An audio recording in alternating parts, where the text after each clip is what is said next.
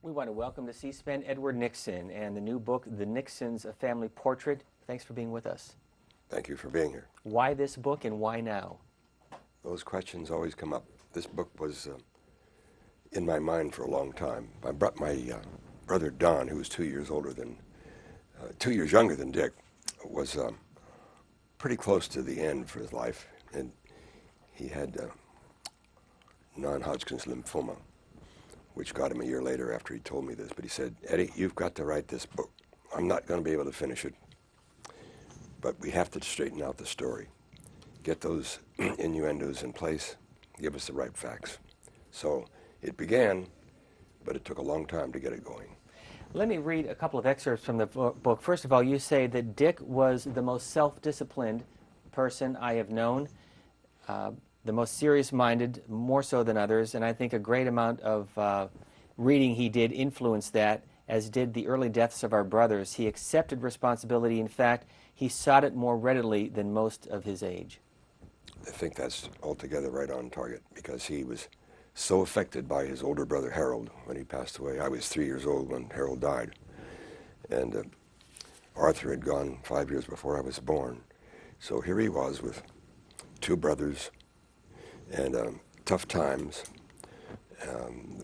The Depression years were just about where I began, and he really sought to find an answer for all the things I would be asking as I grew up. There's a lot to ask about your brother Richard Nixon, but I want to ask you about the period between 1961 and 1968 when he lost the presidency to John Kennedy and came back in 1968. You quote in the book Whittaker Chambers. First of all, who is he? Whittaker Chambers was the key witness in the trial, perjury trials that turned out of Alger Hiss. Alger Hiss. And that really gave the spotlight to this young man who really, I think the only thing he could see was the perjury aspect was what had to be addressed.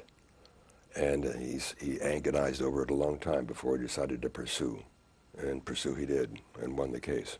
Well, Whittaker Chambers wrote to your brother in February 1961 and said that, "I do not believe for a moment that because you have been cruelly checked in the employment of what is best in you, what is most yourself, that the check is final. It cannot be. You have years in which to serve. Service is your life. You must serve." And he said this in 1968 as he accepted his party's nomination once again. 8 years ago, I had the highest honor of accepting your nomination for President of the United States.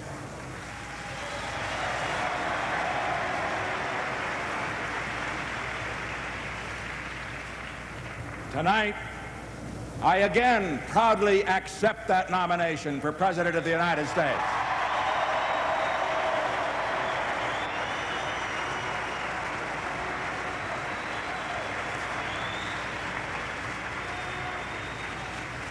But I have news for you. This time there's a difference. This time we're going to win.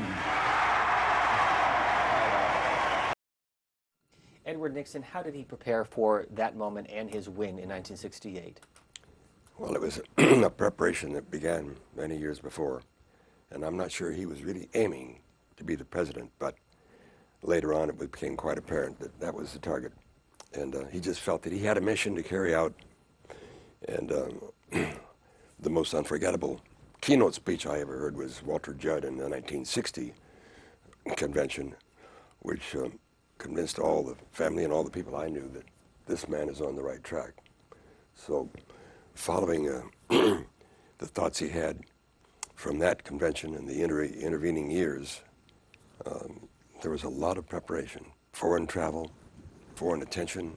Of course, President Eisenhower had put him around the world on a tour that really opened the eyes of many people who otherwise would never have known what was going on out there.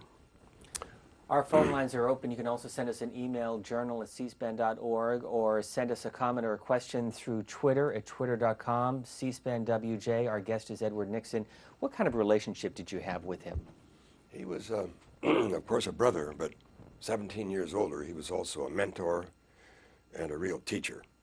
In fact, I answered one of his questions once when he asked, "What do you think is the most important feature that a leader of the nation should have. I said, well, I think he first has to be a teacher. And he was surprised at that answer.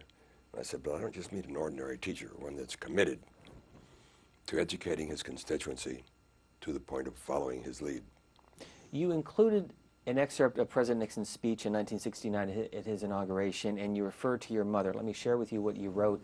According to what President Nixon said, that we cannot learn from one another until we stop shouting at one another, until we speak quietly enough so that our words can be heard as well as our voices. That was the way the family ran. We were Quaker, of course, in our upbringing, and that is the one religion where you you have your own commitments, your own decisions individually, and nobody is really telling you how to decide or think about issues. And the idea of listening was my mother's greatest trait. She was considered almost a mother confessor in the store in the growing up years. Arguments would erupt in the grocery store, and my dad, who was quite the opposite, responded vociferously with an opinion that was his own, and occasionally he'd say too loudly what his opinions were, and my mom would say, Frank, you just have to be quiet. Listen for a while. People are hearing it. And he'd say, well, they need to hear it. It was the kind of relationship that it was. Did your brother enjoy people? He really did, especially younger people and those who were unassuming and willing to talk and listen with an open mind. What did he think of John Kennedy? They were good friends, really. I really know it. They had a different approach to the political potentials, but even after the after the election in '60, they met at Key Biscayne, and their farewell address is not recorded, of course, but he wrote down some of what they thought in his book Six Crises, which was the book he wrote before he became president. And we're looking at some of the video, the film, we should point out, from that 1960 debate. There were 4 of them. Did that hurt his bid, or is that political lore?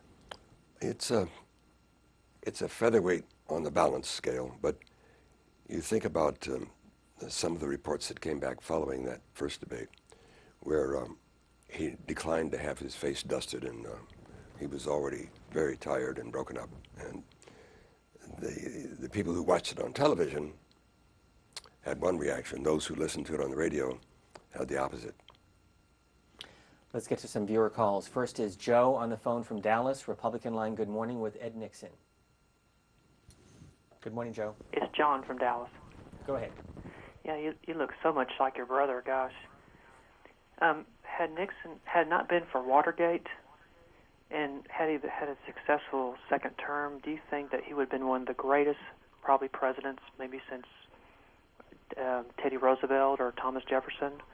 Because I know the first term, he had a successful first term because his trip to China was very successful.